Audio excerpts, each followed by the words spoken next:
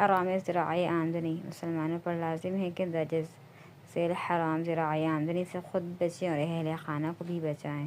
Number سودی آمدنی یعنی قرض پر مشروط اضافہ، جوا، قمار اور سٹے کی رقم۔ نمبر 3 بیمہ و انشورنس کی آمدنی۔ نمبر 4 رشوت کی رقم۔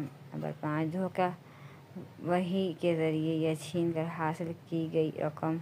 نمبر 6 خنزیر یا اس کے جسد کی خرید و فروخت سے حاصل شدہ آمدنی۔ نمبر 7 شراب و نشہ و اشیاء کی خرید و فروخت سے حاصل شدہ آمدنی۔ نمبر 8 انسانی اعضاء کی خرید و فروخت سے حاصل شدہ آمدنی۔ نمبر 9 فحشی و اعلانی موسیقی اور ناچ گانے وغیرہ کی آمدنی۔ نمبر 10 ناحق قتل کرنے یا ناحق قتل میں معاونت کی اجرت۔ نمبر 11 جرائم پیشہ اور پیشہ وارانہ قاتلوں کو اسلحہ کی فروخت سے حاصل شدہ آمدنی۔ نمبر 12 زمینوں اور مکانات پر قبضہ کی آمدنی یا قابضین کے ساتھ تعاون کی اجرت۔